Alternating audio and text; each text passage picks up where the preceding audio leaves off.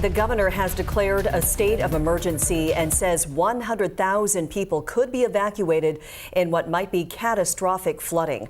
Right now, everyone living in the 100-year floodplain of the Skagit River has been told to leave their homes. This affects parts of the upper river communities, including Hamilton and Concrete, downriver, large portions of Burlington, Mount Vernon, and LaConner as well.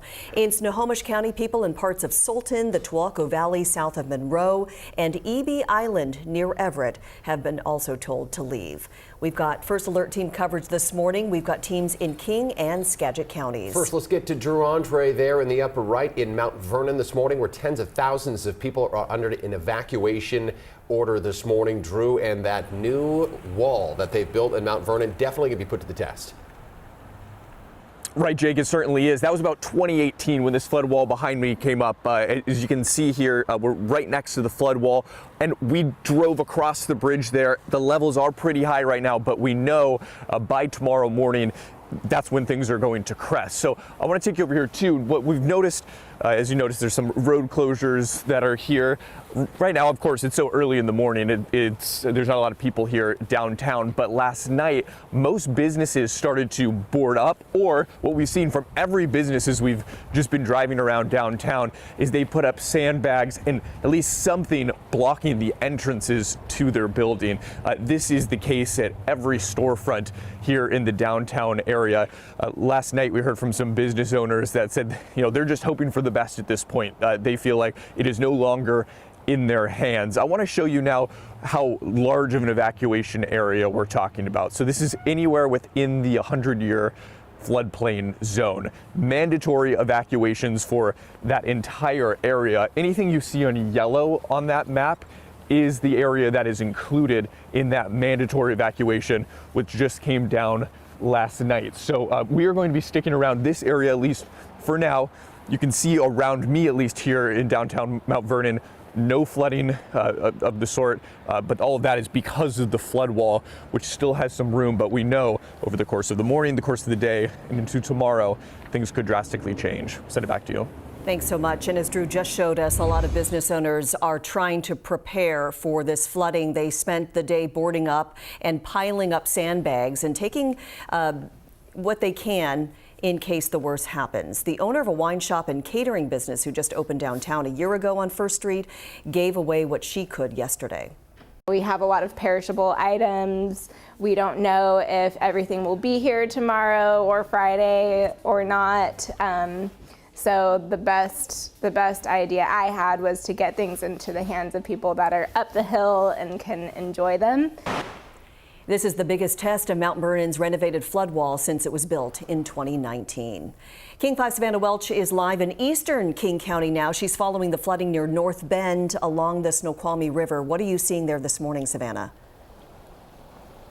Well, Mimi and Jake, as driving out here on I-90, we saw some areas that had up to about a foot of water or so. Also, a lot of trucks also pulled over on the shoulder on I-90 because all of those eastbound lanes are closed. So traffic is still being diverted to the Winery Road exit at the casino exit. So that's all still happening this morning. And of course, it's still coming down here in North Bend. We're also keeping an eye on the Snoqualmie River, too. You can see just how fast the current is flowing there, and even some raindrops there on this little berm down here. Just how heavy the rain is still coming down. It has not let up in the hour or so that we've been out here. Of course, the river levels and water levels are a big concern today because the river is forecast to crest around 10 a.m. and water levels will only continue to climb through the morning hours. Officials are urging anyone who has a safe place to relocate to do so now. If you can relocate, you're also asked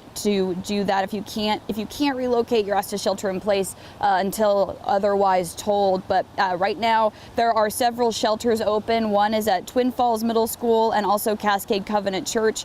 Also, schools in the area are closed today because of the rising water levels. That's Snoqualmie Valley School District and the Riverview School District. They've all canceled classes and activities today just because of how high the water level is rising and how high it's forecast to rise as well. well. And also another thing to keep in mind, we've seen over the last few days a lot of people getting stuck or had their cars towed. It really doesn't take that much water to float your car, only about 12 inches, a foot or so of water.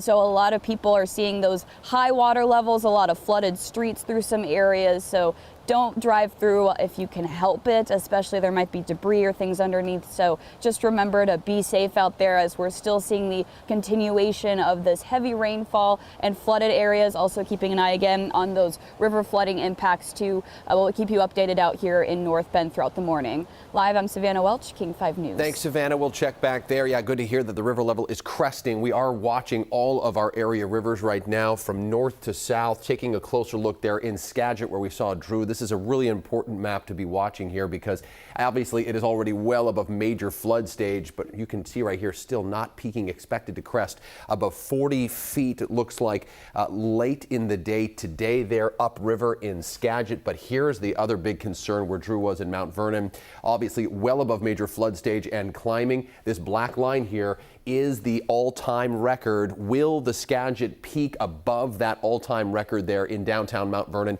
We have yet to see, but that is what is forecast right now. And just pointing out again how massive this 100-year floodplain is. All of that in yellow from Mount Vernon upriver through towns like Lyman and Hamilton. They're really boarding up post offices, all the businesses and homes along the river here because this is a giant evacuation order. Incredible to see that. Really quick too to the Snohomish where we are seeing a little bit of good news potentially. It's starting to crest potentially right here this morning at 5:09 in the morning. This is at Snohomish upriver in Monroe. It has already started to crest, which is good news. So we'll be watching that. That's near Gold Bar on the Skycomish.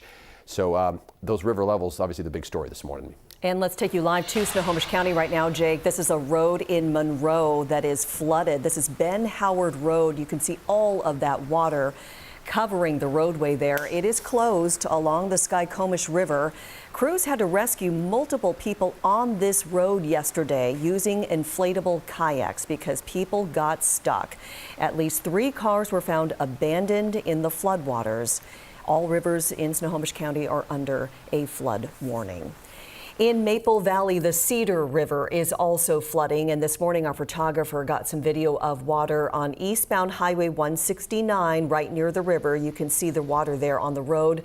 Half of the road is submerged. There does appear to be some power outages as well. Here's video from yesterday showing this wide body of water rushing past homes. Just a very scary situation there in Maple Valley as well. Absolutely. Yeah, the historic rain also bringing the closure of some major highways. Stevens and Blewett passes are both closed this morning. Also, eastbound I-90 is shut down in North Bend because of that landslide we reported yesterday. 3 cars were caught in the slide. 1 woman was injured and taken to the hospital. She's expected to be okay. But last night, traffic was just crawling as troopers tried to direct drivers around the detour. Crews are still trying to assess when I-90 could reopen. I have no idea what kind of a time frame we're looking at, but until that hill is deemed, safe and has integrity to be able to open the freeway back up, it'll remain closed, of course. Troopers are asking drivers to make sure they have a full tank of gas before navigating detours. They tell us they had to help 6 cars yesterday that ran out of gas. Rich, this atmospheric river still pointing the fire hose at us this morning here on this Thursday. What is the latest in the coming hours? Well, fortunately, they're turning the water down a little bit and actually turning it off in some places already. We have a little cold front that's trying to work its way in, but it's kind of stalled right now. But you can see it on the Doppler radar where the rain stops to the north. In fact, we're down to about 32 degrees at 5,000 feet up there in the North Cascades right now. So definitely some cooler air that's going to come in here. Briefly anyway later on today. Most of the area you can see still seeing that rain coming down in the lowlands and still some moderate to heavy rain. We're seeing those yellows and occasional oranges up there in the Cascades this morning. We're looking for anywhere from about 1 to 3 inches, though most areas I think will be generally in the 1 to 2 inch range, which is an improvement. It'd be nice to have 0, and we're going to push towards that tomorrow. Checking the Bellingham Tower cam, dry right now in Bellingham, so that's a real change of pace. Not so much once you get down there to Pierce County where it's raining in Tacoma, really from about Everett south where the rain's still coming settling down. Overall, you see up around Bellingham, not looking for much in the way of rain. A little shower later in the day. Temperatures right around 50 degrees, so starting to cool a little bit, so that's good news. Around Everett, we will see the rain start to taper as we head into the afternoon. Temperatures in the upper 50s. Around Tacoma, probably the same pattern. The rain still coming down pretty good this morning and should taper off this afternoon. We're looking in the lowlands maybe about a half an inch to maybe an inch today, it looks like, so that's a real improvement after 1.6 at the airport yesterday, setting a record for the date. There around Aberdeen, Hoquiam area, we'll see the rain this morning and then just a few showers this afternoon, right around 50 degrees. Across Snoqualmie Pass, looking at rain, but those temperatures again coming down. We'll see those temperatures getting down to the low 40s as we head towards later on today. And then east of the Cascades, partly sunny, highs in the low to mid 50s. We do dry out. In fact, we have a totally dry day Saturday, but more rain returns next week, but with lowering snow levels. We'll check out that extended forecast coming up. As you prepare to head out this morning, keep in mind it is a first alert traffic morning as well. We are dealing with a lot of road closures. As you can see from looking on this map, most of those flashing exclamation points are the ones with the wave, represent some type of closure due to flooding. So, of course, we won't get to all of them, but some of the big ones, one that just happened a few hours ago. If you are heading out in Snohomish County, for those of you traveling in Arlington, a lot of people use Highway 530. Right now, it is blocked in both directions from East Burke Avenue to Arlington Heights Road, so you're going to have to get around that. Right now you see a slowdown in the northbound lanes over there. And if you are traveling basically between Monroe and Falls City, there's several closures along Highway 203. The biggest one here from Tote Hill Road to Highway 202. You heard Jake mention that closure on eastbound I-90 a few moments ago, and not too far from there you can see a closure out on Highway 202 between North Bend and Snoqualmie. So as you head out this morning, you definitely want to give yourself some extra time. We're also still following several closures in the Auburn area, and of course the commute is wet, which will slow things down. We'll take a look at those current drive times coming up in just a few moments.